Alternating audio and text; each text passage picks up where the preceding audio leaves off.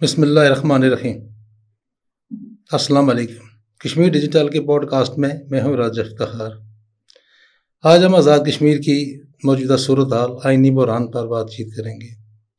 ہمارے ساتھ موجود ہیں آل جموں و کشمیر مسلم کانفرنس کی مرکزی رہنما محترمہ Maimoona Kiani advocate. Madam, Kashmir digital کے اسٹوڈیو میں آپ کو خوش آمدید کہتے ہیں۔ بہت شکریہ آپ کا دعوت دینے کا، مجھے یہاں مدعو کرنے کا بہت بہت شکریہ کشمیر ڈیجیٹل کا۔ آپ سے سوال ہے کہ آزاد کشمیر کے اندر اس وقت جو بحرانی کیفیت پیدا ہو چکی ہے، وزراء بلاک سمیت وزیر اعظم سیکریٹریٹ ہاؤس، صدر ہاؤس ایسا منظر پیش کر رہے ہیں کہ جس طرح اسکولوں میں گرمیوں کی چھٹیاں ہوتی ہیں، بحرانی چھائی ہوئی ہے، فائل ورک رکا ہوا ہے۔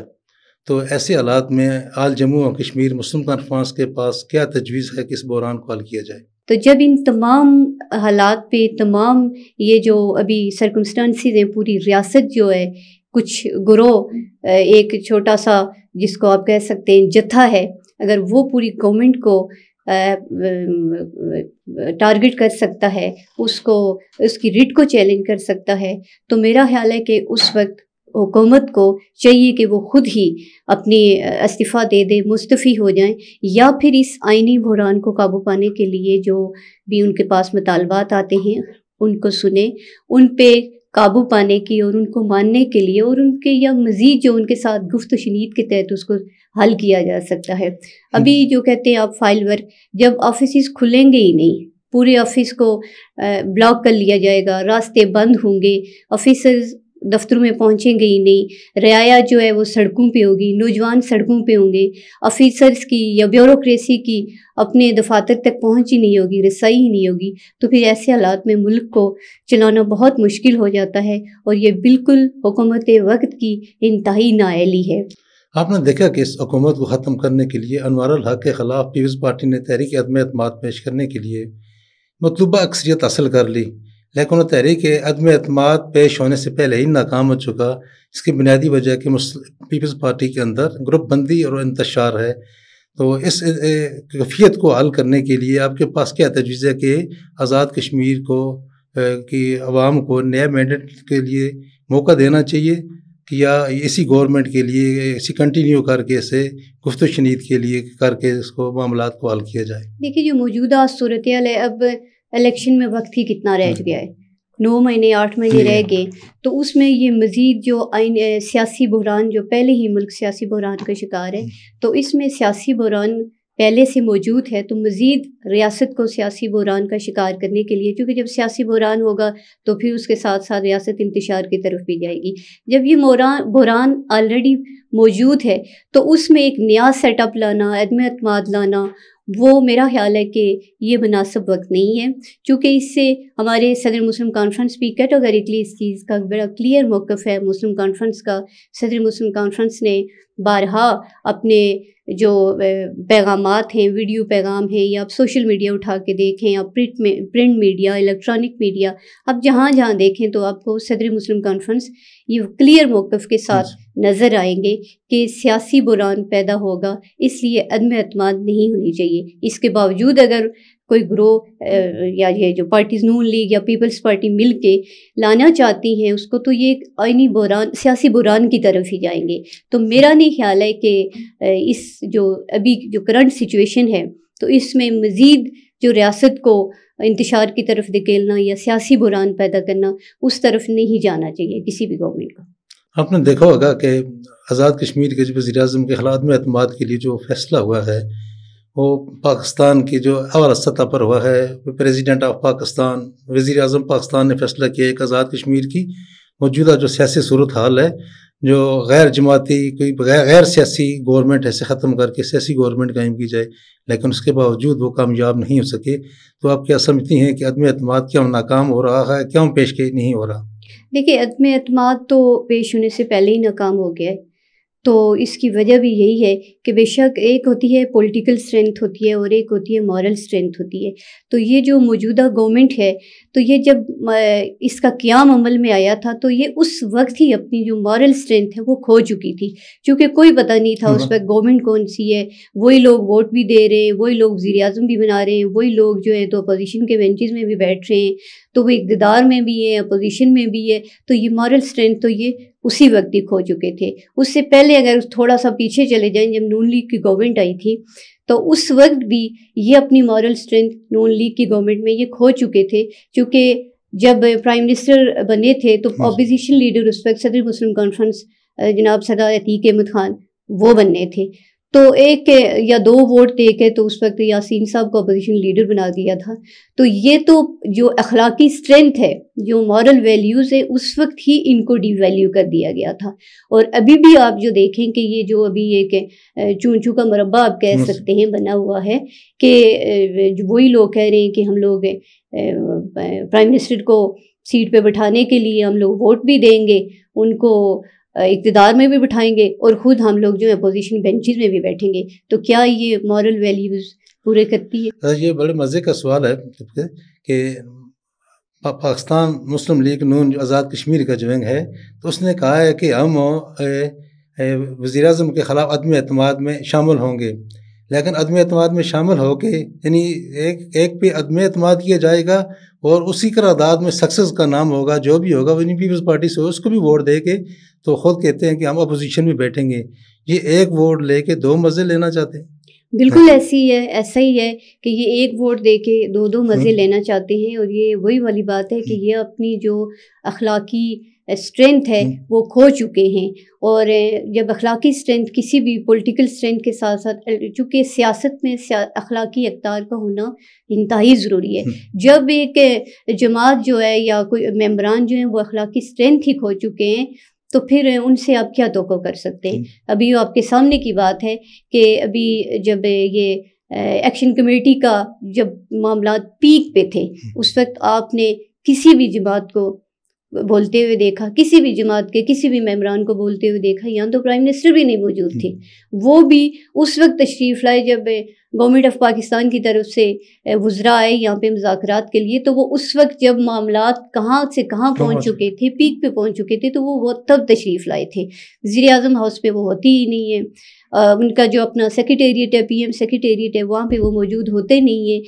یہ ظفر آباد میں تو وزراء کا نام ہی نہیں ہوتا ہے. تو اس وقت جب یہ تمام حالات پیک پہ تھے تو آپ اس وقت بھی دیکھ سکتے ہیں، میڈیا پہ دیکھ سکتے ہیں کہ اس وقت ایک واحد بندہ آپ کو صدر مسلم کانفرنس آپ کو یہ بولتے ہوئے نظر آئیں گے، وہ اپنا موقف دیتے ہوئے نظر آئیں گے. صدر مسلم کانفرنس ہی کلیئر اپنا موقف ایکشن کمیٹی کے حوالے سے دیتے ہوئے نظر آئیں گے. ہمیشہ انہوں نے پہلے دن سے یہ بات بولی ہے کہ ہم عوامی حقوق کے حق میں ہیں، چونکہ مسلم کانفرنس نے ہمیشہ عوامی حقوق کی بات کی ہے، عوام کی بات کی ہے، عوام کے مفاد کی بات کی ہے. اور وہ صرف یہ چاہتے ہیں کہ کوئی بھی آ کے پاکستان کے خلاف یا مسلح افواج پاکستان کے خلاف غلط زبان کا استعمال نہیں کرے. ہم صرف اس کے خلاف ہیں، ادروائز ہم عوامی حقوق کی تحریک کے خلاف نہیں ہے. تو اس وقت بھی آپ کو جہاں دیکھیں گے آپ میڈیا پہ صدر مسلم کانفرنس سے آپ کو نظر آئیں گے. تو یہ تب کہاں تھے؟ یہ تو تب بھی یہاں نہیں تھے. اس وقت سردار عتیق خان صاحب ہیں وہ وزیر اعظم کو جب بن رہا تھا، رات کے 2 بجے سحری کا ٹائم تھا، رمضان مبارک تھا، تو اس وقت بھی سردار عتیق صاحب نے ووٹ نہیں دیا. تو اب بھی سردار عتیق صاحب کہہ رہے ہیں کہ اس عدم اعتماد کا حصہ ہم نہیں بنیں گے. تو کیا اس وقت سردار عتیق صاحب کو کہیں سے کوئی ان کے درمیان کوئی پیچ اپ کرانے کے لیے کہیں سے کوئی ثالثی کے لیے پیشکش ہوئی ہے؟ دیکھیں، جہاں تک سردار عتیق صاحب حیثیت صدر مسلم کانفرنس اور سردار عتیق احمد خان کی حیثیت سے بھی وہ ہر دفعہ ہر وقت اپنا کلیئر موقف دے چکے ہیں. پہلے بھی انہوں نے یہ جو کہ چونچو کا مربع بنا تھا، انوار گورنمنٹ آئی تھی تو اس میں بھی وہ اس گورنمنٹ کا حصہ نہیں بنے تھے، بلکہ پرائم منسٹر نے خود اسمبلی فلور پہ یہ بات کہی تھی کہ مسلم کانفرنس ہی وہ واحد جماعت ہے، صدر مسلم کانفرنس ہی وہ واحد آدمی ہے جنہوں نے ایک جو سیاسی اور جو اخلاقی اقدار ہے اس کو لے کے چلے. ورنہ اس ہمام میں ہم سارے ننگے ہیں، یہ ان کے اپنے الفاظ ہیں۔ تو صدر مسلم کانفرنس اس وقت بھی گورنمنٹ کا حصہ نہیں بنے تھے، اور اس وقت بھی جب عدم اعتماد کی ایک فضا چلی تھی، آل پارٹیز کانفرنس ہوئی، تو وہاں بیٹھ کے بھی ان کیمرہ سیشن جو بھی ہوا وہاں پہ سرکار عتیق احمد خان صاحب نے بحثیت صدر مسلم کانفرنس وہاں پہ پرائم منسٹر کو اور باقی جو نمائندگان تھے گورنمنٹ کے، تمام صدور تھے یا جو بھی پارٹی ہیڈ وہاں پہ بیٹھے ہوئے تھے، انہوں نے کلیئرلی یہ چیز کہی تھی کہ یہ چونکہ باوجود اس کے کہ موجودہ گورنمنٹ جو ہے وہ ڈیلیور نہیں کر پائی، باوجود اس کے کہ ملک جو ہے سیاسی افراتفری کی طرف جا رہا ہے، باوجود اس کے کہ انوار گورنمنٹ نے انتشار کی طرف نوجوان نسل کو لے کے گئی، باوجود اس وقت اس کے کہ یہ ایک نالائق ترین وزیر اعظم کنسیڈر کی جاتے ہیں اس دور کے، اس کے باوجود میں یہ کہتا ہوں کہ سیاسی بحران پیدا ہوگا تو میں اس عدم اعتماد کا حصہ نہیں بننا چاہتا۔ اور دوسرا یہ ہے کہ جب تحریک عدم اعتماد کے لیے آپ کے پاس پارلیمانی قوت کی بھی ضرورت ہوتی ہے، اور ابھی ہم چونکہ پارلیمان میں آپ دیکھیں کہ ہمارے پاس ایک سیٹ ہے، تو اس میں کردار ادا کرنے کے لیے آپ کے پاس پولیٹیکل اسٹرینتھ کی ضرورت ہوتی ہے، تو وہ کردار تو ظاہر ہے انہوں نے کلیئر ایک موقف دیا، اس کے باوجود بھی وہ رابطے میں انہوں نے روابط سب تمام جماعتوں کے لوگوں نے رابطے کیے ہیں، صدر عتیق احمد خان صاحب سے مجاہد منزل گئے، اور آپ یہ کہہ سکتے ہیں کہ بے شک مسلم کانفرنس ایک سیٹ پہ بیٹھی ہوئی ہے، لیکن اقتدار کے جو راستے ہیں وہ غازی آباد سے ہو کے جاتے ہیں۔ آپ نے ذکر کیا کہ آزاد کشمیر کے اندر جو سیاسی کلچر ہے انتہائی آلودہ ہو چکا ہے، بد تہذیبی کی ایک فضا چل چکی ہے،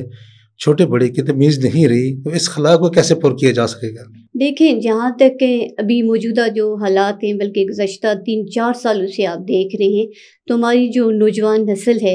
اور وہ انتہائی ایک کہہ سکتے ہیں کہ ان کو سیاسی بالیدگی کی جو ہونی چاہیے وہ نہیں ہے، اور چونکہ آپ آل جموں کشمیر مسلم کانفرنس کی جو عمر 93 سال ہو گئی ہے، آپ اس میں دیکھیں گے کہ مسلم کانفرنس رئیس الراج چودھری غلام عباس، مجاہد اول سردار محمد عبدالقیوم خان صاحب کی لیگیسی کو لے کے آگے چل رہی ہے، چونکہ مسلم کانفرنس کی یہ لیگیسی ہے، ہمارے قائدین کی یہ لیگیسی ہے کہ بدتمیزی، گالم گلوچ یہ مسلم کانفرنس کا وتیرہ نہیں ہے۔ تو یہ 15-16 سالوں سے مسلم کانفرنس کو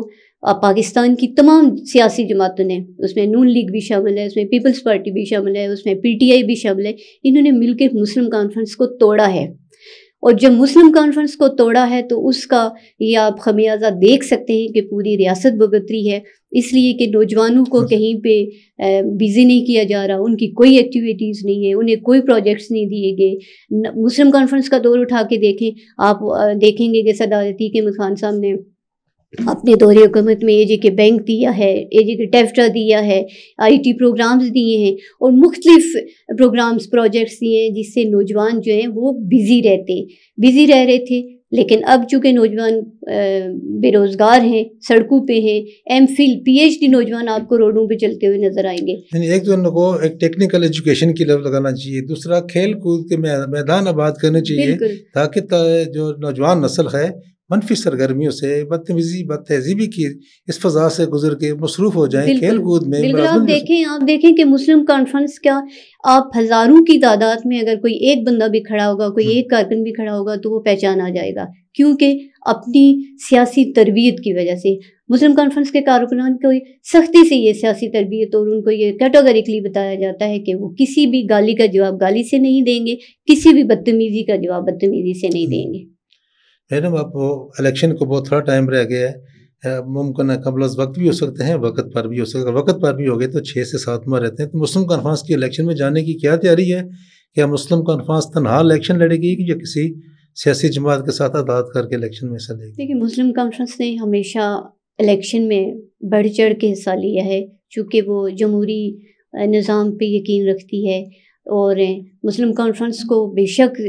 پاکستان کی بہت ساری جماعتوں نے توڑا ہے، جو بھی کیا ہے، لیکن جو عوامی تائید اور حمایت مسلم کانفرنس کو ہمیشہ سے حاصل رہی ہے، آپ کو ہر وارڈ میں مسلم کانفرنس کا کارکن ملے گا، آپ کو ہر ضلع میں، آپ کو ہر جگہ کوئی نہ کوئی آپ کو مسلم کانفرنس کا کارکن ضرور نظر آئے گا، اور الحمدللہ وہ پوری اپنی جو سیاسی تربیت لے کے وہ چل رہا ہے، تو اس سے وہ اپنے آپ کی جو اس کی ایک انفرادیت ہے وہ بھی نظر آئے گی. تو جہاں تک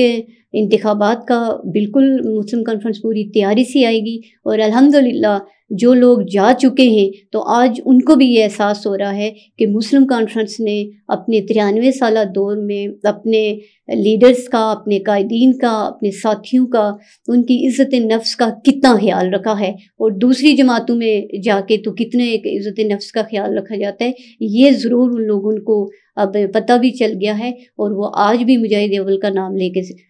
خوش ہوتے ہیں کہ ہمارے لیڈر وہ ہیں. وہ آج بھی صدر عتیق احمد خان صاحب سے سیاسی مشورے لیتے ہیں. آپ نے دیکھا ہوگا کہ مجاہد ملزم میں جتنے بھی لوگ ان کے ساتھی چھوڑ کے جا چکے ہیں وہ وہاں پہ موجود ہوتے ہیں اور ان سے ملنے بھی آتے ہیں. تو جہاں تک کہ اتحاد کی بات ہے تو یہ تو وقت پہ ڈپینڈ کرتا ہے. ابھی فی الحال تو نون لیگ کے ساتھ اتحاد ہے جس کا ابھی چل رہے ہیں، ہمارا اتحاد برقرار ہے. آگے کیا ہوگا یہ وقت بتائے گا، چونکہ سیاست میں کوئی بھی چیز قبل از وقت نہیں ہوتی ہے. میڈم جو اس وقت تحریک عدم اعتماد پیش نہیں ہو رہی، کیا آزاد کشمیر میں قیادت کا بحران ہے؟ پیپلز پارٹی کے پاس اس وقت شارٹ لسٹ ہو کہ بھی 4 وزرائے اعظم کے امیدوار ہیں، تو اس قیادت کے بحران کی وجہ سے یہ عدم اعتماد پیش نہیں ہو رہا؟ بالکل ایسا. یہ قیادت ہے ہی کہاں نظر آ رہی ہے آپ کو قیادت؟ آپ کو دیکھیں اس وقت آزاد کشمیر میں جو سیاسی بحران جو پیدا ہوا ہے یہ قیادت کا فقدان ہونے کی وجہ سے پیدا ہوا ہے. تو اگر قیادت موجود ہوتی، کوئی